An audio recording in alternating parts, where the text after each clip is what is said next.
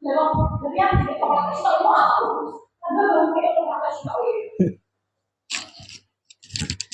assalamualaikum warahmatullahi wabarakatuh. Ya, sebelumnya perkenalkan ya, saya Denny Chandra Irawan selaku guru di SMA 1 Durenan yang mengampu mapel bahasa Jawa. Alhamdulillah, mungkin sedikit bercerita dalam pembukaannya. Saya telah mendaftar atau melakukan pendidikan selama kurang lebih 2,5 bulan pada program guru penggerak angkatan 10. Dalam beberapa aktivitas kegiatan, tentunya saya juga mempelajari beberapa ilmu baru. Hari ini saya ingin berbagi ilmu yang sudah saya pelajari pada program guru penggerak. Jadi mungkin perlu diketahui juga, tidak semua yang mengikuti guru penggerak ini nanti motivasinya akan menjadi seorang kepala sekolah atau pengawas, karena ada beberapa di angkatan 10 dari Kabupaten Trenggalek itu yang sudah menjadi kepala sekolah, namun tetap aktif mengikuti program guru penggerak karena beliau ingin menambah wawasan ilmu terkait program guru penggerak. Sama mungkin Bapak Ibu sekalian dan mungkin saya dulu, bahwa program guru penggerak ini kita akan ributkan atau mungkin akan disibukkan dengan beberapa laporan. Setelah saya mengalami kurang lebih 2 bulan, memang ada laporan, tapi laporan yang kita gunakan atau kita kumpulkan adalah kebiasaan kita sehari-hari ketika menjadi seorang guru di sekolah masing-masing. Jadi kita tidak perlu mengada-ngada suatu kegiatan yang tentunya belum dilakukan, yang sudah kita lakukan, kita memberikan informasi kepada orang lain. Mungkin itu pengantar dari saya. Terus untuk kegiatan hari ini, saya ingin membagikan sedikit, mungkin ini hanya sedikit, dan saya yakin Bapak Ibu guru yang ada di sini telah memiliki pengetahuan yang mungkin lebih dari saya terkait dengan segitiga restitusi. Nanti kita akan saling berbagi bagaimana segitiga restitusi itu akan diaktifkan dan difungsikan dalam kegiatan pembelajaran di sekolah.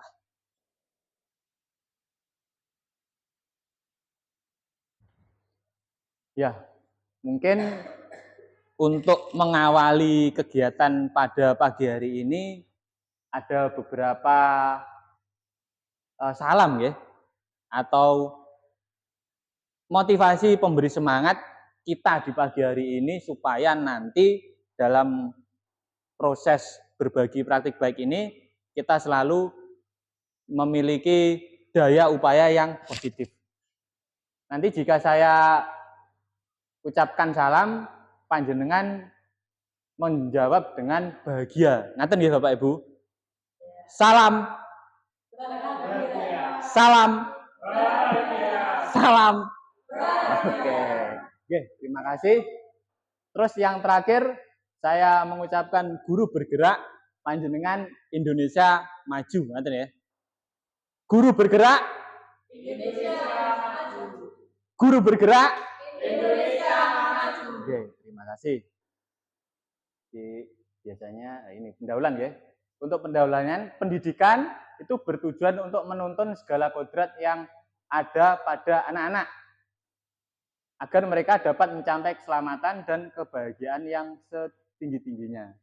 Ini merupakan filosofis dari Ki Hajar Dewantara. Jadi dalam pembelajaran atau pendidikan saya, seorang siswa itu diarahkan sesuai dengan kodrat yang mereka miliki dari lahir. Nih, contoh penerapannya misalnya seorang petani tugasnya adalah merawat sesuai dengan kebutuhan dari tanaman. Tentu saja beda jenis tanaman, beda perlakuannya. Nah ini, jadi kita sebagai seorang guru itu seolah-olah adalah sosok petani, di mana tanaman atau tumbuhan yang berada di kebun atau sawah itu adalah murid kita. Tentu saja letak yang tanaman atau sayuran, tumbuhan yang ada di kebun itu memiliki karakter yang berbeda-beda. Misalnya, jika tanaman itu agak teduh, atau di pinggir atau di tengah, tentu saja pola perawatannya juga berbeda. Tuh, mungkin. Terus selanjutnya, nah ini ada pertanyaan pemantik. Apakah Bapak Ibu Guru setuju dengan pernyataan ini? Hukuman dapat mendisiplinkan anak. Kira-kira panjenengan setuju apa tidak untuk pernyataan tersebut? Monggo, Pak Safik, Bu Yuda, Bu Retno, Bu Rois, Bu Kunti, dan Bu Rus, kira-kira setuju apa tidak dengan pernyataan tersebut? Hukuman dapat membuat anak itu lebih disiplin. Pernyataan yang pertama, setuju? Tidak ya? Ya. Pak Safik gimana? Setuju Pak Safik. Bu Rus, Bu Yuna tidak setuju. Bu Kunti? Tidak. Bu Rois bagaimana? Tidak. Kalau Bu Retno? Oke, berarti yang setuju adalah Pak Safik. Yang kedua, pemberian hukuman dengan hal positif seperti membaca atau membersihkan halaman sekolah dapat meningkatkan disiplin siswa. Ini kira-kira bagaimana? Setuju? Kalau ini setuju ya? Setuju. Memberikan penghargaan dapat meningkatkan motivasi belajar anak.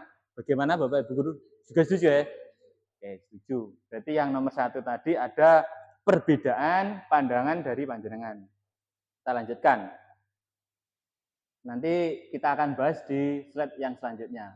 Nah, topik dalam kegiatan hari ini adalah disiplin positif dan nilai-nilai kebajikan yang universal, teori motivasi, hukuman, penghargaan, restitusi, keyakinan kelas, kebutuhan dasar manusia, posisi kontrol, dan segitiga restitusi. Kita akan membahas satu-satu.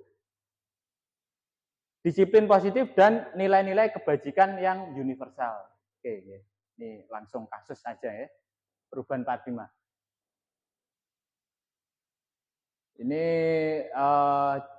kegiatan kepalan tangan ya. Mungkin kita akan melanjutkan. Oke. Nah, ini ilustrasi. Jadi perubahan paradigma teori kontrol, ilusi guru mengontrol siswa, ilusi bahwa kritik dan membuat orang merasa bersalah dapat menguatkan karakter, ilusi bahwa semua penguatan positif efektif, ilusi lah. Dari sini kita bisa memberikan pandangan ketika kita yang tadi awal membuat bahwa hukuman itu menjadi suatu hal yang dibutuhkan oleh siswa, itu ada apa ya? Ada semacam mungkin pikiran kita bahwa hal ini akan bisa membuat siswa lebih disiplin. Lebih jelasnya dianggap sebagai sebuah ilusi karena itu belum tentu bisa menjadi sebuah kenyataan. Terus kita lanjutkan. Nih. Siapa sesungguhnya yang memiliki kontrol? Ini ada kita mencoba mengubah orang agar berpandangan sama dengan kita. Teori kontrolnya kita berusaha memahami pandangan orang lain tentang dunia. Jadi kita memaksakan ya. Kalau teori kontrolnya kita memaksakan seseorang supaya manut dengan apa yang kita kehendaki. Kan itu. Nah, disiplin positifnya seperti ini ada teori kontrolnya dari Dr. William Glasser. Mungkin nanti bisa dilanjutkan untuk slide yang selanjutnya. Nah, ini makna disiplin, belajar, dan selanjutnya intinya adalah bagaimana disiplin ini bisa membuat orang menjadi yang lebih baik. Nilai-nilai kebajikan yang universal, yang paling bawah saja kita fokus sesuai dengan profil pelajar Pancasila, beriman bertawak pada Tuhan Yang Maha Esa, dan berakhlak mulia, mandiri, bernalar kritis, berkebinekaan global, bergotong royong, dan kreatif. Oke, kita lanjutkan ya. Proyek nilai-nilai kebajikan, sama ya, peduli, rajin, integritas, rasa hormat. Kita lanjut lagi. Nah, ini adalah yang nomor 2, motivasi, hukuman, dan penghargaan. Kita lihat slide-nya. Motivasi. Jadi motivasi dibagi menjadi 3 eksternal, motivasi internal. Eksternal ini diturunkan untuk menghindari ketidaknyamanan atau hukuman apa yang terjadi apabila tidak melakukannya. Kemudian untuk mendapatkan imbalan, ini juga eksternal.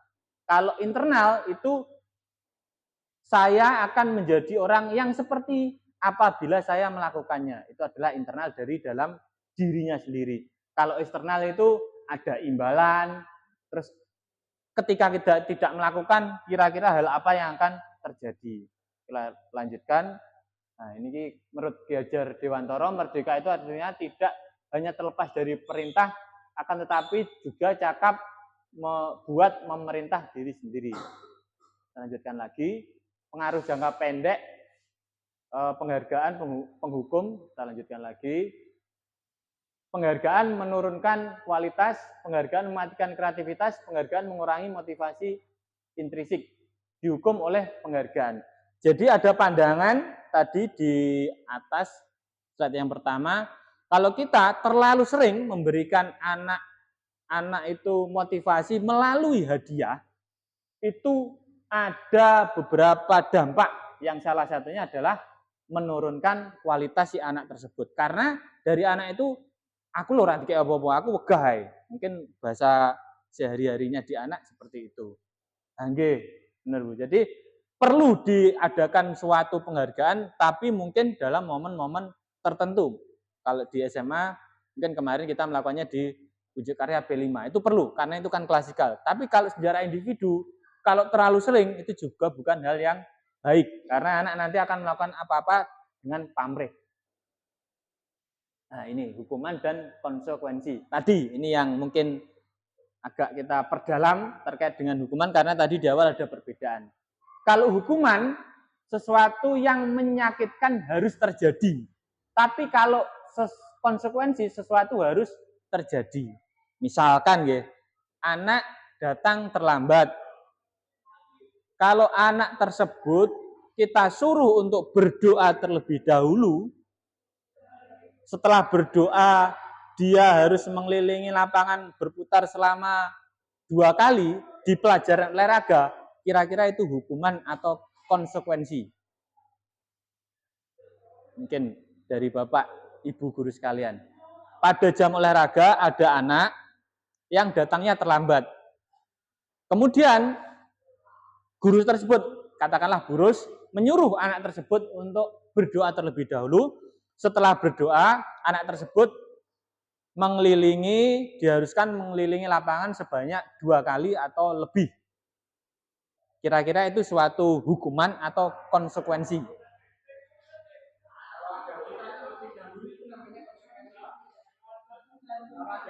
Oke. Hukuman, oke. Kalau menurut saya itu sebuah konsekuensi karena biasanya di dalam pelajaran olahraga kan sebelum melakukan aktivitas fisiknya ada pemanasan. Mungkin lari di lapangan itu adalah sebuah pemanasan ketika itu sudah dilakukan oleh teman-teman yang lain. Oke. Terima kasih Pak Safik, Bu Rus, Bu Yunia, Bu Kunti telah memberikan pandangan yang hebat terkait dengan kasus tersebut. Saya sangat setuju kedua-duanya. Jadi jika hal itu tidak dilakukan atau dibicarakan di awal kegiatan pembelajaran berlangsung, hal itu bisa dikatakan sebuah hukuman. Namun, jika hal itu dibicarakan, dianggap konsekuensi. Namun pada kasus tersebut, karena konteks pelajarannya adalah olahraga, berarti suatu keharusan siswa untuk melakukan pemanasan terlebih dahulu, dan setiap pelajaran itu saya kira harus diawali dengan doa. Jadi kasus tersebut meskipun mungkin tidak tekstual dituliskan, bisa saja itu sebuah konsekuensi dari siswa. Nah, mungkin berbeda dari tadi, anak misalnya si anak tersebut datang terlambat sekolah dan disuruh untuk melakukan aktivitas merawat tanaman di depan sekolah. Nah, kira-kira itu apa? Bisa hukuman atau konsekuensi? Mungkin dari pandangan panjenengan.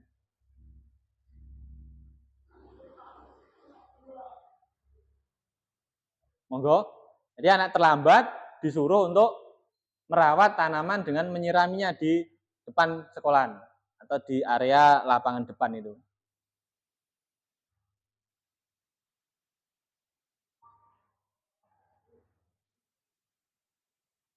Kalau menurut saya kembali Nggih.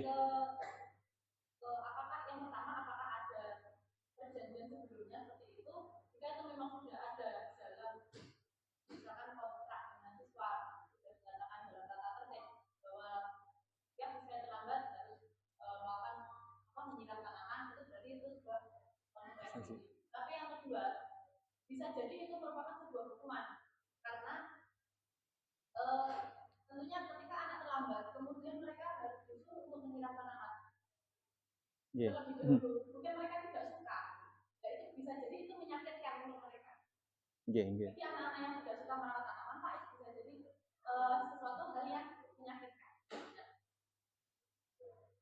Kemudian ketika ada terlambat, mereka sudah pasti konsekuensinya adalah ketinggalan pelajaran di jam pertama. Itu sudah pasti. Kalau saya kalau harus menyiram tanaman terlebih dahulu, kemudian mereka baru kembali ke kelas, itu akan memakan waktu yang lebih lama. Ya, terima kasih Bu Yunia telah memberikan pandangan terkait dengan kasus di atas tadi atau yang saya sampaikan. Saya juga sangat setuju. Jadi sesuatu hal itu harus dibicarakan. Namun ada sesuatu hal yang mungkin tidak harus dibicarakan, tapi si anak mengetahui dampak dari kegiatan tersebut. Jika dia terlambat, tentu saja dia akan ketinggalan pelajaran. Itu adalah konsekuensinya. Dan menyiram tanaman itu mungkin bagian dari sebuah kesepakatan bersama, atau mungkin karena anak terlalu sering terlambat, akhirnya Bapak Ibu Guru memberikan suatu kebiasaan untuk merawat tanaman. Terima kasih untuk pandangannya terkait dengan hukuman dan konsekuensi. Kita lanjutkan tindakan guru ya. Nah ini, jadi mencatat 100 kali dalam saya tidak terlambat itu termasuk dalam hukuman. Lari mengelilingi lapangan basket karena terlambat hadir di sekolah juga merupakan hukuman jika ini bukan pelajaran pelajaran olahraga. Terus murid meminta untuk push up. Ini kalau di olahraga saya kira itu adalah hal yang sangat wajar mungkin untuk pemanasan. Tapi kalau bukan, misalnya di pelajaran bahasa Jawa tidak ada hubungannya, itu adalah sebuah hukuman. Menggantikan kertas tugas teman yang telah dicorek, itu adalah sebuah konsekuensi karena dia telah merusak barang orang lain. Membersihkan tumpahan air yang tersenggol adalah konsekuensi. Murid disuruh untuk mengenakan sepatu seharian di sekolah karena tidak mengenakan sepatu hitam, itu juga merupakan hukuman. Jadi murid disuruh untuk tidak mengenakan ya. Lari mengelilingi lapangan itu adalah yang tadi perbedaannya kalau di pelajaran olahraga. Ini adalah identitas gagal, identitas sukses. Hukuman, konsekuensi, dan disiplin ada restitusi. Kalau kita lihat dari tabel di atas, sesuatu yang menyakitkan harus terjadi itu adalah identitas yang gagal. Kalau identitas sukses, sesuatu harus terjadi, restitusi merupakan pilihan. Intinya seperti itu. Misalnya langsung kita pada konteks kasus di siswa, peraturannya adalah kamu harus, itu berarti hukuman. Kalau kita rubah kalimatnya, apa peraturannya? Mampukah kamu melakukannya? Kita ucapkan terima kasih. Itu adalah konsekuensi. Apakah apa yang kamu yakini, apa yang kamu bisa lakukan untuk memperbaiki masalah ini? Nah, yang ini netral, yang ini ke arah lebih positif karena siswa didorong untuk mencari sendiri kemampuan dalam mencari sebuah solusi. Kita lanjutkan lagi. Nah, ini restitusi, proses menciptakan kondisi bagi murid untuk memperbaiki kesalahan mereka sehingga mereka bisa kembali pada kelompok mereka dengan karakter yang lebih kuat. Restitusi ini juga merupakan proses kolaboratif mengajarkan murid untuk mencari solusi untuk masalah mereka. Ini merupakan pandangan dari apa itu segitiga restitusi. Ini mangke akan fokus ke arah ini. Jadi restitusi ini intinya adalah siswa itu kita bangkitkan lagi rasa percaya dirinya supaya mereka bisa kembali ke kelompoknya. Mungkin seperti klasikal ada seperti kasus di kelas 10 kemarin karena suatu hal akhirnya si anak tersebut dijauhi oleh teman-temannya, dampaknya ketidaknyamanan di kelas dan akhirnya sampai terakhir adalah si anak harus pindah ke kelas yang lain. Mungkin kalau kita gunakan restitusi ini, kita mengusahakan apa pasti berhasil, juga belum tentu. Tapi ini adalah usaha yang harus dilakukan oleh seorang guru dalam mengoptimalkan peran si anak di dalam kelas tersebut. Kita lanjutkan ya. Ciri-ciri bukan untuk menebus kesalahan ya, namun untuk belajar dari kesalahan, memperbaiki hubungan, tawaran bukan paksaan. Jadi ditawari si anak tersebut. Restitusi menuntut anak untuk melihat ke dalam diri, jadi dalam dirinya sendiri, mencari kebutuhan dasar. Cara yang paling baik, fokus pada karakter bukan tindakan, fokus pada solusi, mengembalikan murid yang berbuat salah pada kelompoknya. Ini hukuman, konsekuensi, dan restitusi. Kalau dulu mungkin kita sering mengucapkan itu dengan hukuman, mungkin sekarang kita akan lebih merubah paradigma ke konsekuensi dan restitusi. Oke, ini adalah keyakinan kelas. Kalau dari yang restitusi ini, pandangan dari yang tadi ya, bahwa si anak tersebut harus kita bangkitkan rasa percaya dirinya supaya si anak bisa beradaptasi dengan lebih baik di dalam kelasnya. Jadi misalnya apa yang kamu lakukan kemarin, terus kira-kira hal tersebut baik atau tidak, terus bagaimana solusi dan apa kedepannya yang harus kamu lakukan. Itu mungkin. Terus konsep, ini ada keyakinan kelas. Mengapa tidak peraturan saja? Mengapa harus keyakinan kelas? Nah, ini mungkin ini kan banyak ya. Peraturan dan keyakinan kelas. Kira-kira panjenengan setuju yang mana? Yang peraturan atau keyakinan? Kalau misalnya ada kita sebelum melakukan pembelajaran ya, atau mungkin di awal semester, kira-kira anak tersebut kita arahkan untuk peraturan kelas atau keyakinan kelas. Atau mungkin perbedaannya lah dari peraturan dan keyakinan. Kalau mungkin peraturan itu bagaimana dan keyakinan itu bagaimana. Mungkin Bu Kunti, Bu Rois, Bu Ros, Bu Retno, Bu Yunia atau Pak Safik memberikan pandangan terkait keyakinan dan peraturan kelas ini.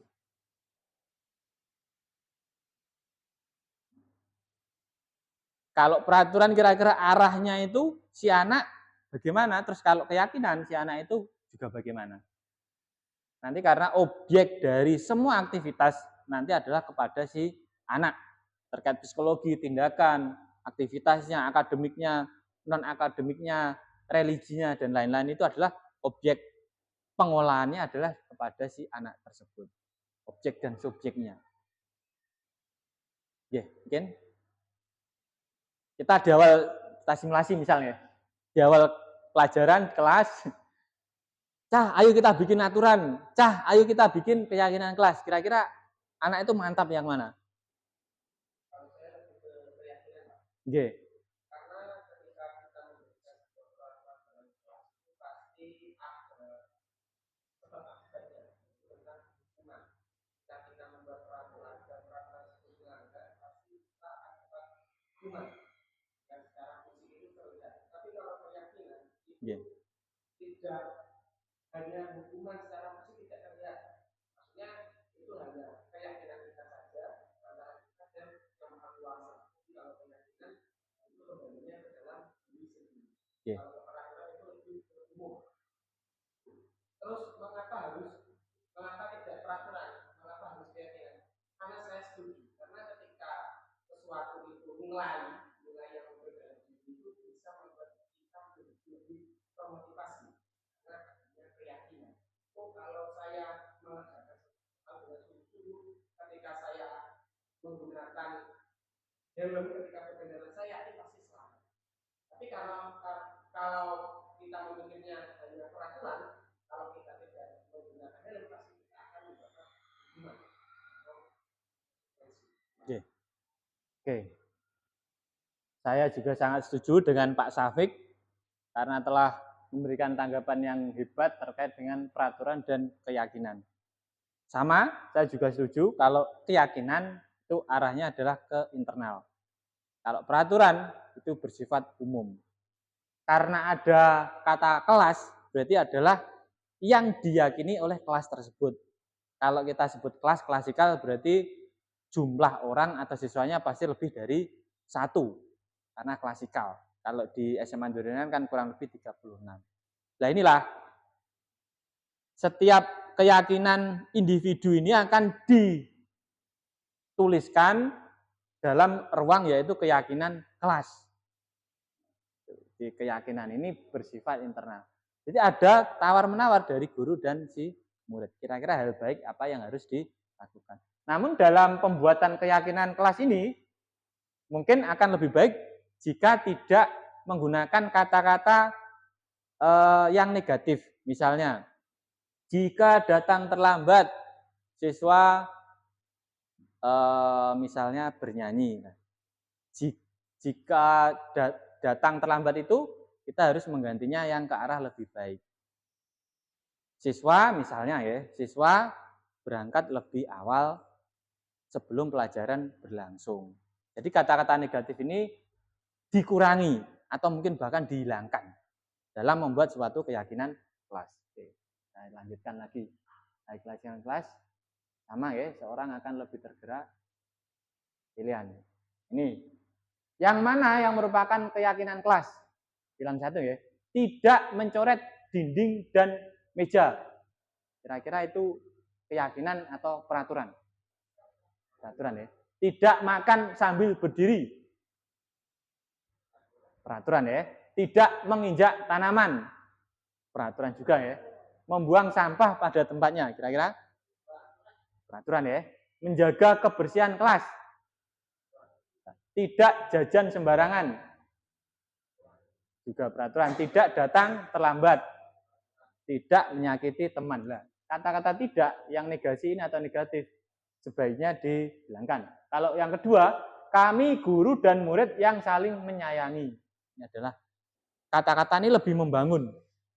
Ini kan sebenarnya kan ini tidak menyakiti teman ini kan. Kita rumuskan lebih luas lagi.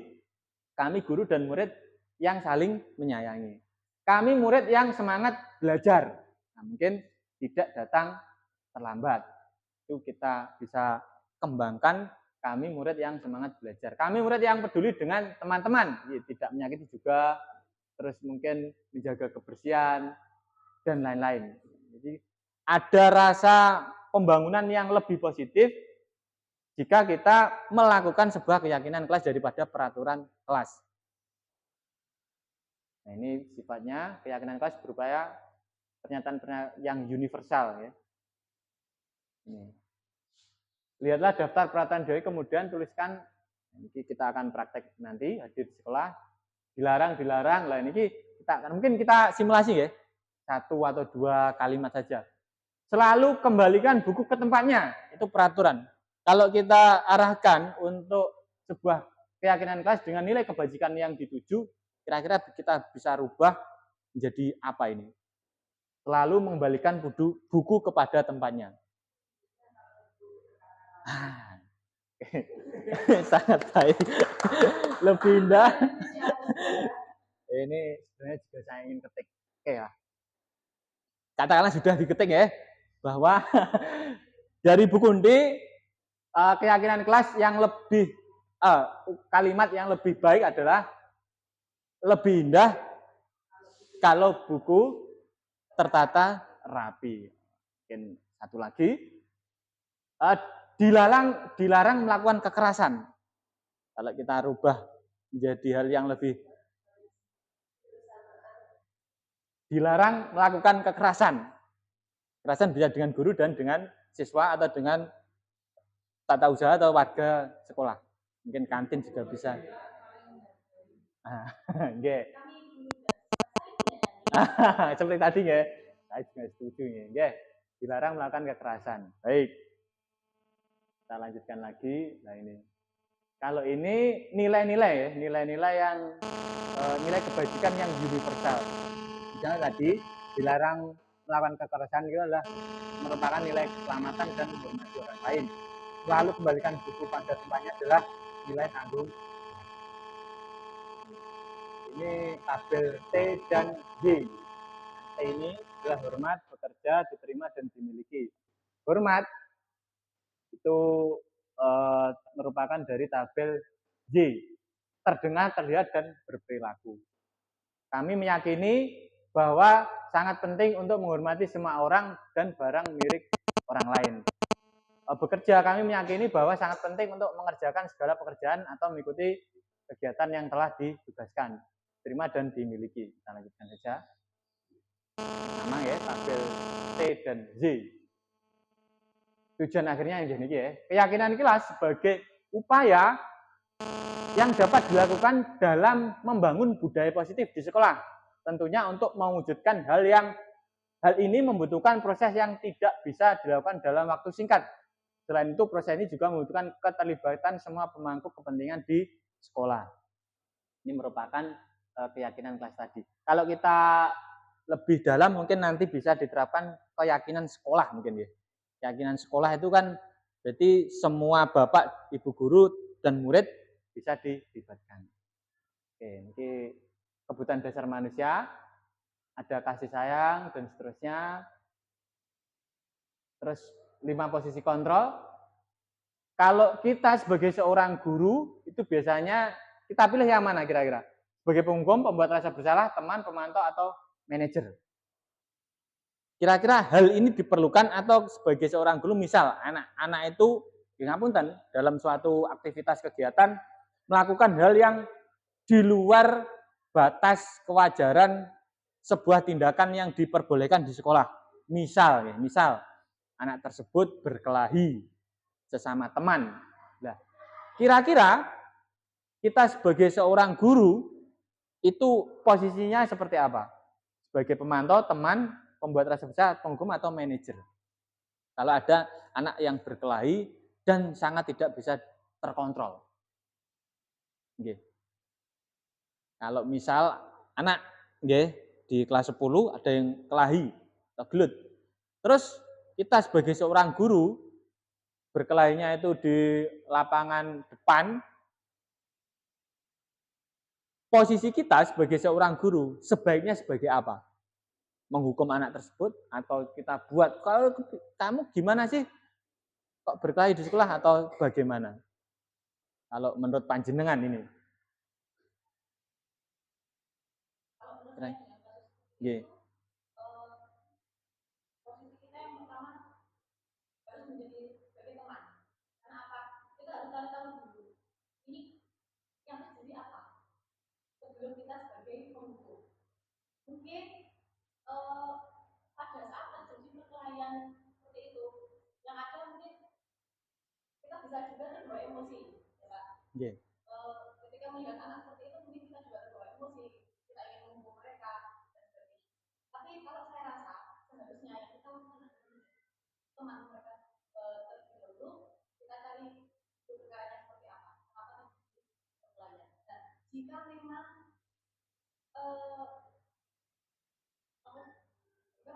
masalahnya ketemu dan memang mungkin salah satu dari mereka ada yang salah.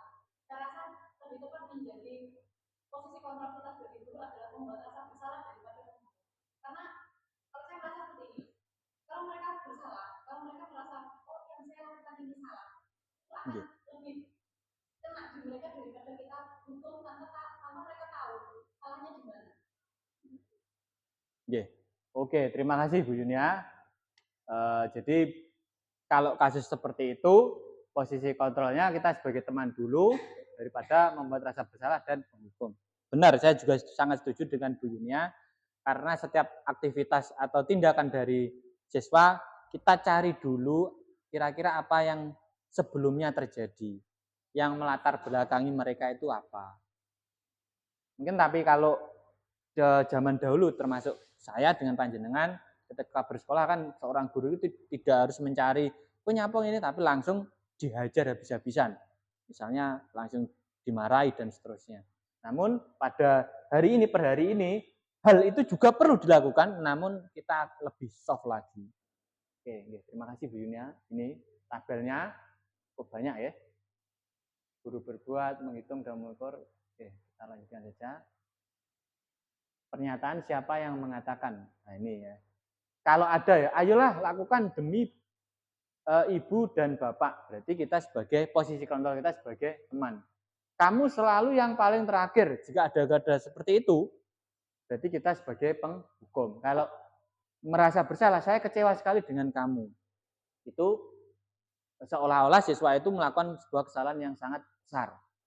Kalau Bu Yunia tadi adalah, ayolah lakukan demi ibu dan bapak. Ceritakanlah apa yang sesungguhnya yang terjadi. Jadi kita sebagai seorang teman pada murid tersebut. Oke. Ini peraturan pemantau, kita lewat saja. Nah ini, dari restitusi tadi ya. Nah ini. Jadi ada validasi kebutuhan, menanyakan keyakinan, dan menstabilkan identitas.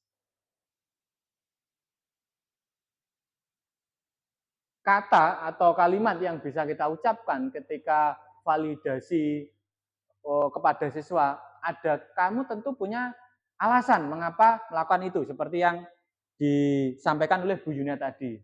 Terus menanyakan keyakinan, seperti Pak Syafiq yang di awal tadi, nilai-nilai apa yang telah kita sepakati, karena kita sudah membuat kesepakatan. Yang terakhir adalah identitas.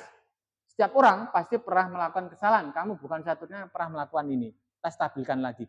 Jadi kalimat ini cukup membantu anak secara memorinya, secara psikisnya, supaya dia tidak terpojokkan dengan kata-kata yang akan disampaikan oleh kita. Terus, nah ini mungkin kata-kata pilihan kalimat yang nanti bisa digunakan ketika menemui anak-anak yang melakukan tindakan yang kurang baik. Tidak ada manusia yang sempurna. Kamu berat merasa begitu. Ya. Bapak Ibu Guru tidak tertarik mencari siapa yang salah, kita bisa menyelesaikan ini dan seterusnya. Validasi tindakan, padahal kamu bisa melakukan yang lebih buruk dari ini ya, atau lebih baik. Kamu pasti punya alasan mengapa melakukan hal itu. Kamu patut bangga pada dirimu sendiri. Kamu boleh mempertahankan sikap itu, tapi kamu harus menambahkan sikap yang baru. Jadi, misalnya ya, karena anak itu sudah nyaman dengan kegiatan aktivitas mereka sehari-hari. Misal dia datang terlambat, ini bener lah. Kalau kita menghantam, kok piye toh kok panggah terlambat. Mungkin anak itu kecenderungannya akan lebih berontak lagi. Namun jika kita bertanya lagi, ya wis sing kok lakoni sudah baik, namun yang kamu lakukan saya yakin Pak Deni yakini ini akan jauh lebih baik lagi jika kamu tidak datang terlambat. Jadi sebagai seorang teman kita harus mengontrol siswa itu secara emosinya. Ini kita lakukan dengan catatan siswa tersebut memiliki perilaku yang normal. Karena nanti pada saat perilakunya itu atau mungkin aktivitasnya itu bisa mengacaukan sebuah komunitas atau sebuah kegiatan, kita harus menggunakan mungkin cara yang lain. Jadi atau chaos atau chaos ini bisa membahayakan pada teman-teman yang lain. Kita mungkin akan lebih melakukan kegiatan yang lebih ekstrim lagi. Apa yang kita percayai sebagai kelas atau keluarga? Apa bayangan kita tentang kelas yang ideal? Ini keyakinan kelas. Oke. Intervensi 30 detik. Apa kamu ingin berbuat lebih baik? Apakah saat ini kamu sedang menjadi orang yang kamu inginkan? Apakah kamu bisa mengubah kegiatan? Apakah wajar membuat kesalahan? Apakah kamu lakukan saat ini sesuai? Kapan kamu siap mulai? Peraturannya apa? Seperti kamu punya masalah, saya bisa bantu apa? Saat ini kamu seharusnya berbuat apa? Apa yang bisa saya bantu agar kamu bisa melakukannya? Nah, ini adalah cara kita untuk mengintervensi atau melakukan pengaruh terhadap siswa. Oke, ini refleksinya. Oke.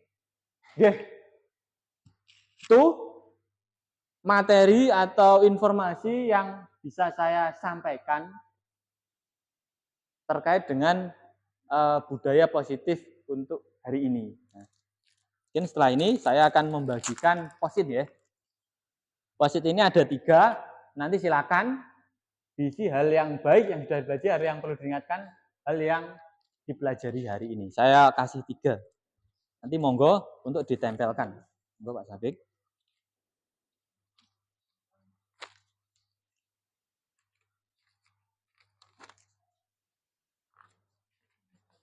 Ya, silakan menuliskan ngapunten Bapak Ibu.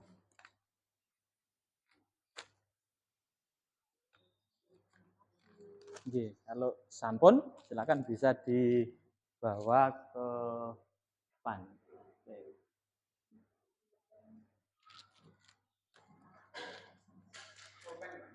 Pulpen nggih.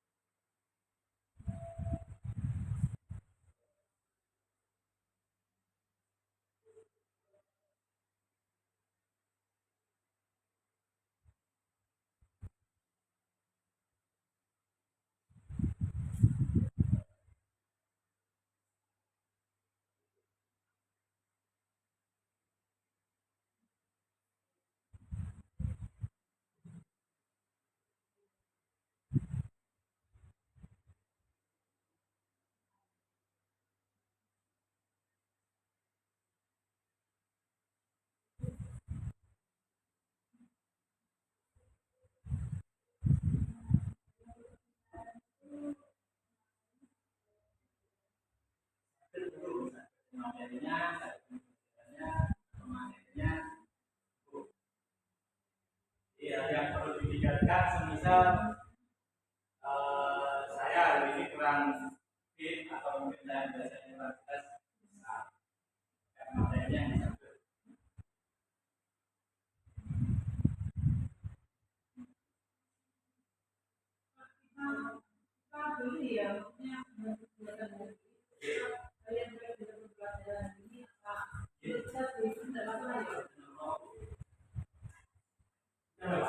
Ya, kalau sudah jangan seperti jalan.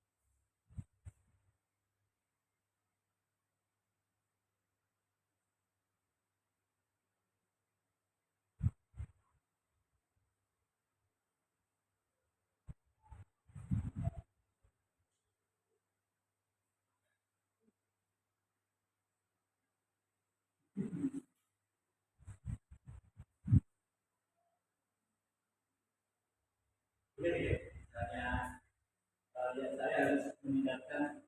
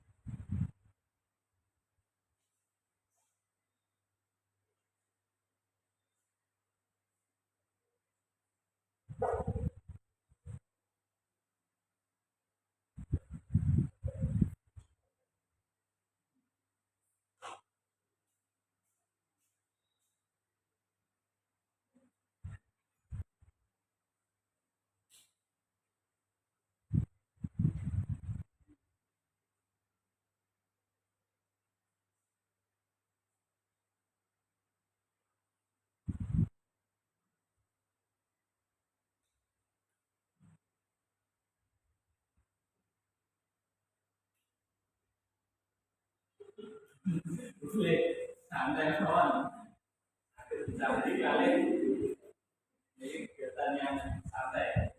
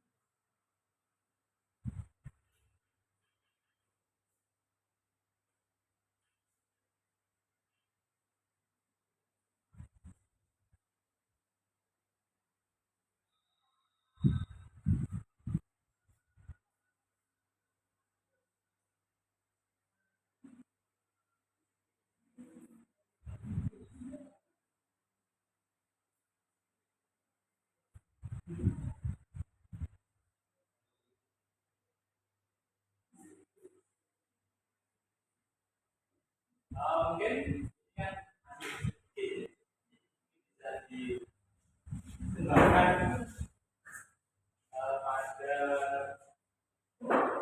jajaran atau tindakan-tindakan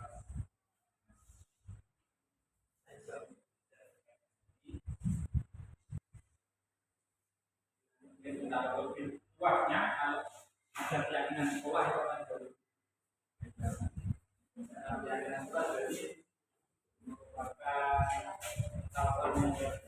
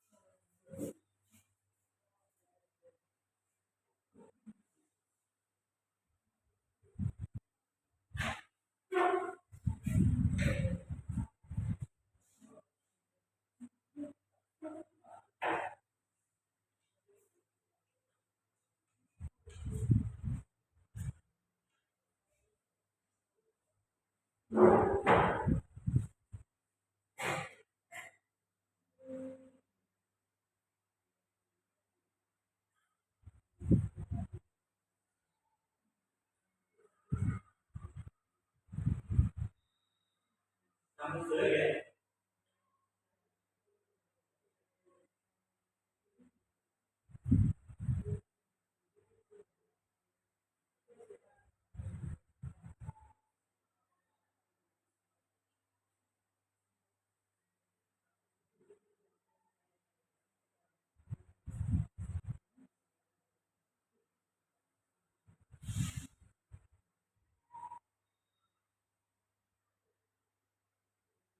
Nanti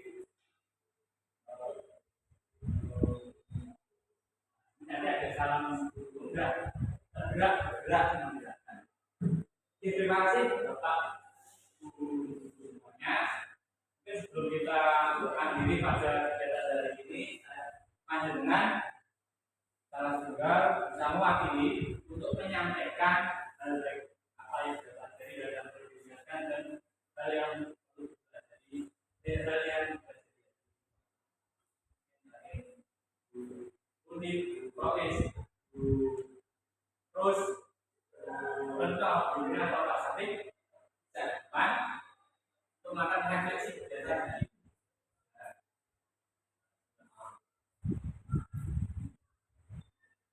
Mungkin Pak Sadik atau isinya membawa ke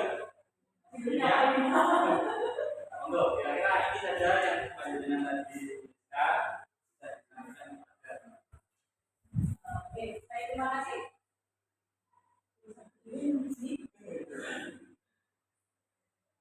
Secara terima kasih kepada Pak Jadi hari ini sudah sharing kepada kami dari ilmunya Pak Jadi sebagai guru berat, kami mendapatkan sedikit belajar ilmu yang tentunya sangat berguna. Ya. Oke, hal baik yang sudah dipelajari dari menurut saya bisa tahu apa itu mengenai restitusi, apa itu perbedaan antara hukuman, kemudian juga keyakinan kelas, yang mana keyakinan kelas itu ternyata lebih efektif, lebih ditegakkan daripada hanya sekedar hukuman atau konsekuensi. Kemudian yang perlu ditingkatkan, menurut saya adalah kemampuan kita sebagai seorang guru. Bagaimana kita bisa mengelola kelas, bagaimana kita bisa memahami psikologi siswa. Karena kita posisinya sebagai guru di sekolah bukan hanya mengajar, tapi juga mendidik mereka. Kita bukan hanya sebagai guru, tapi juga sebagai orang tua mereka. Terkadang anak-anak yang datang ke sekolah oleh ibu dan tahu semua bahwa anak-anak mereka adalah orang-orang dari latar belakang yang berbeda-beda. Ada yang mereka dengan latar belakang keluarganya tidak harmonis dan sebagainya, terus kemudian mereka bawa dari itu ke sekolah. Kemudian yang dipelajari hari ini, khususnya yang saya pelajari hari ini adalah mengenai membuat keyakinan kelas, yang mana itu akan lebih mengenal dari sebuah konsekuensi. Yang juga mereka yakin bahwa sebenarnya setiap anak memiliki potensi yang luar biasa, setiap anak memiliki nilai-nilai yang baik.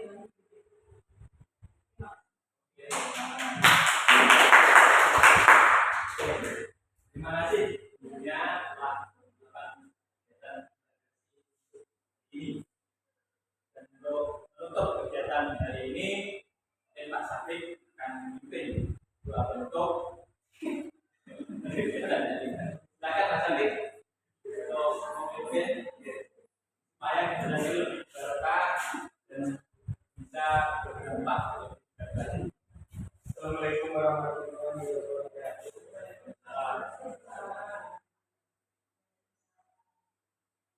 Untuk menghadiri kegiatan kita ini,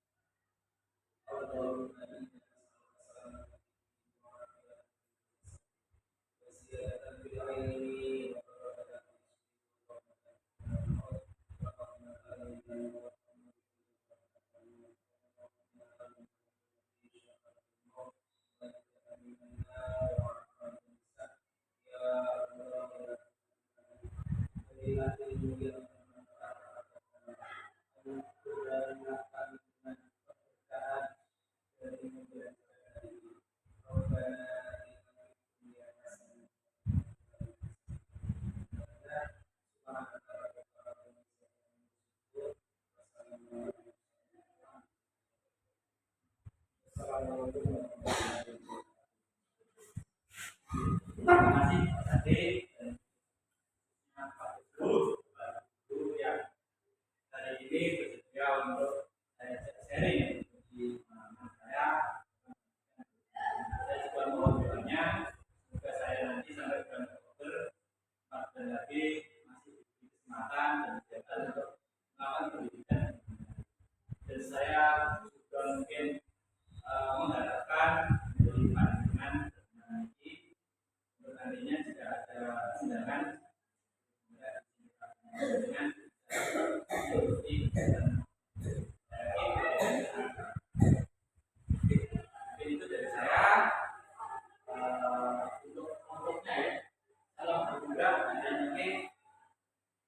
mengatur bergerak menggerakkan.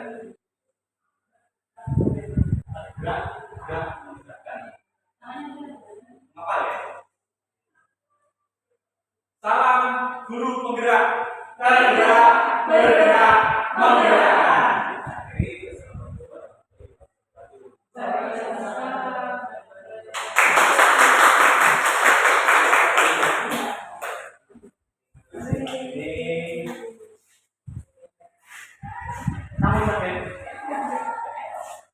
Cek neng kene, Pak. Cek Panggilan tadi.